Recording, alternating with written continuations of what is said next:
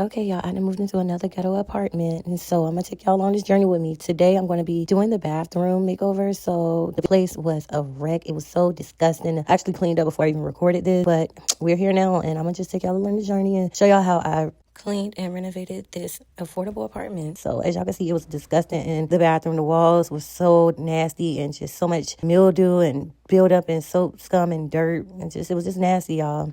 Who knows what else, piss, whatever.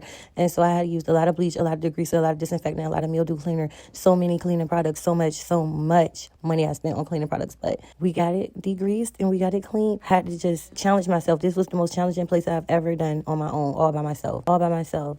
It was filthy all throughout the whole place, but I just kept going. I cleaned it out, and now we got to the point where once I cleaned it really well, I could go ahead and paint. And so that's what I'm doing. I went ahead and painted it all white.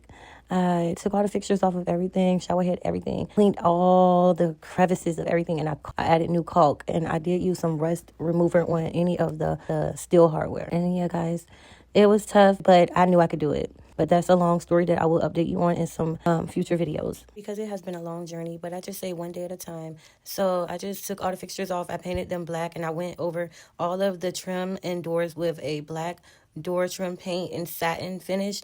And I made sure that it was a really nice one. So I spent some money on that black paint, but the white paint was purchased from my landlord.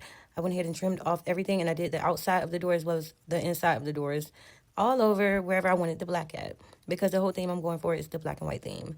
I added back all the fixtures. I used a satin spray paint as well. I replaced all the fixtures and all the hardware. I ended up putting the light bulbs inside the vanity light. I went ahead and finished the door. Of course, I changed the toilet seat to a new one. And now I'm doing the wall art. I just took these Dollar Tree canvases and I did a black background. I painted up there some bubbles with white paint, and I painted Get Naked in cursive with white. I added black duct tape to the bottom of the door, where I also did fully paint the door. Now I'm adding the towel bar that I got from Walmart. I also added these shelves from 5 and Below that I painted black with black spray paint. I got these really cute towels from Walmart, and I just hung them up in this little style right here, nothing special.